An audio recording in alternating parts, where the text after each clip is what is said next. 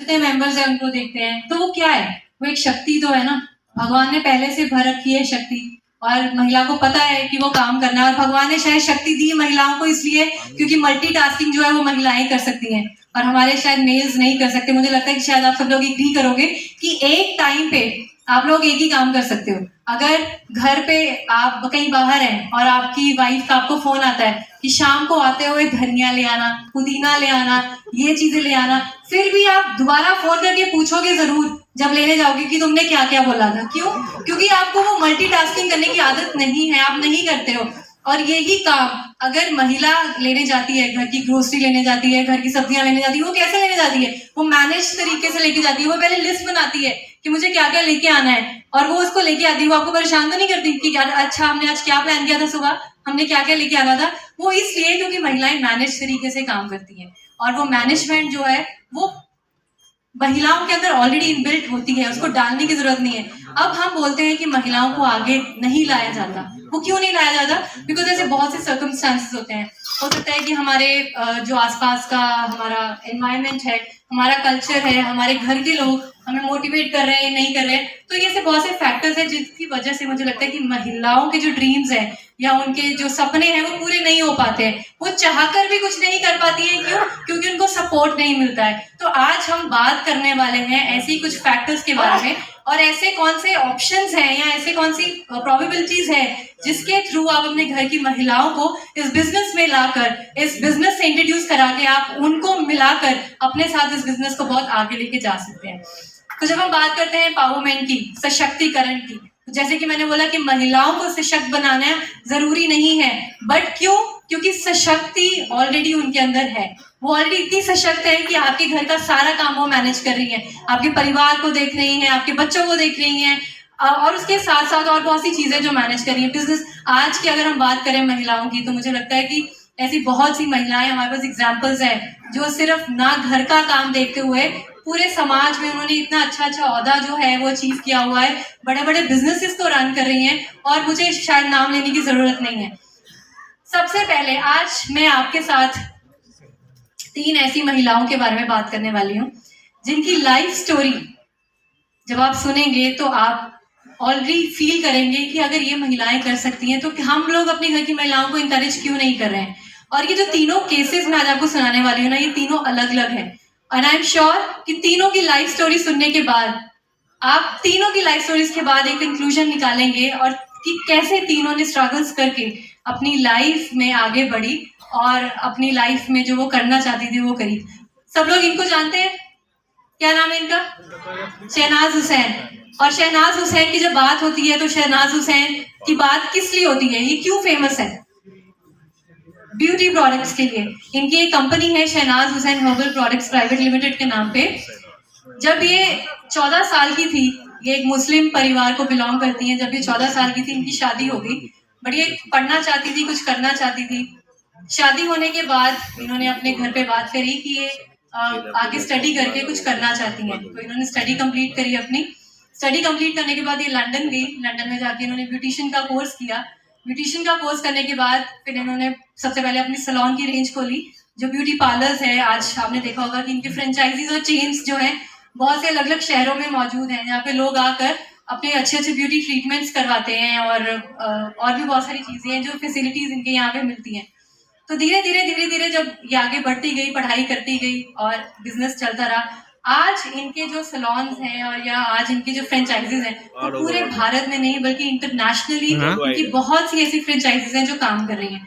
अपने दम पर इन्होंने जब अपने आप को और सशक्त किया, अपनी नॉलेज को और एनहांस किया, अपनी टेक्निक्स इन्होंने और अच्छी अच्छी सीखी, ग्रूमिंग के ऊपर काम किया, वो सब करने के बाद आज शहनाज हुसैन का नाम जो है पूरे भारत में नहीं बल्कि पूरे वर्ल्ड में एक ऐसा नाम है जिसको पूरी दुनिया जानती है।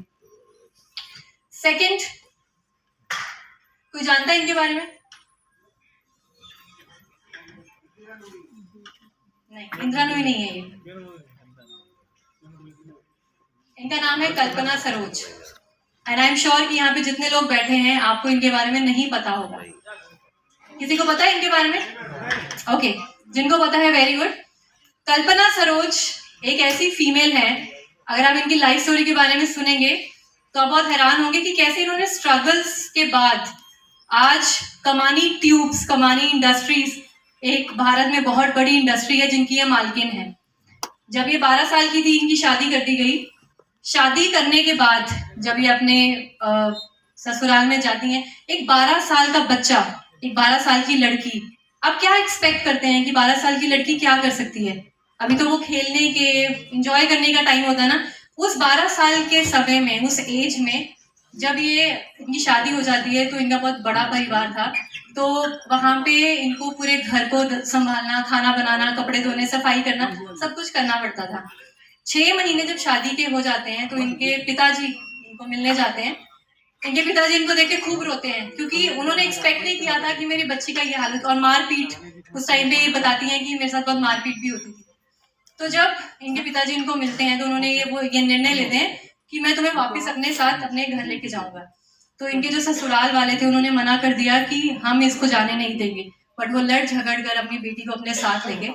तो जब उनको अपने घर लेके जाते हैं वापस, तो ये खूब रोती हैं अपनी माँ के आगे कि आपने मेरी शादी क्यों कर दी, मैं तो और पढ़ाई करना चाहती थी, मैं कुछ करना चाहती थी।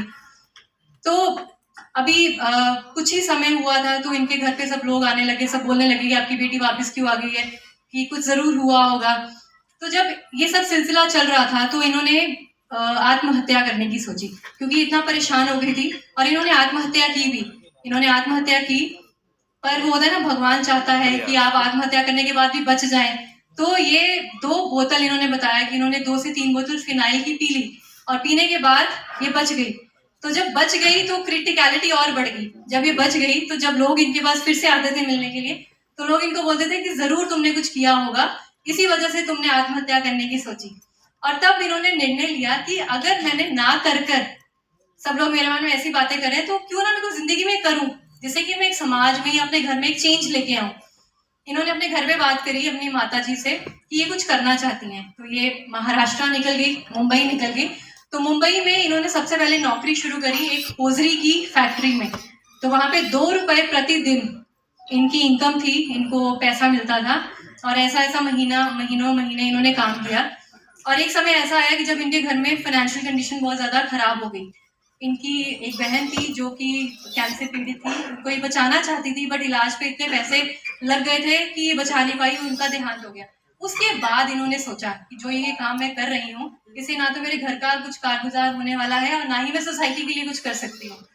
तो इन्होंने फिर दोबारा से सोचा कि मैं कुछ बड़ा करना चाहिए। इन्होंने 50,000 का गवर्नमेंट से लोन लिया। लोन लेके इन्होंने अपना एक फर्नीचर की दुकान शुरू करी। अब फर्नीचर की जब दुकान शुरू करा, उसमें धीरे धीरे इनकम जनरेट होना शुरू हो गया।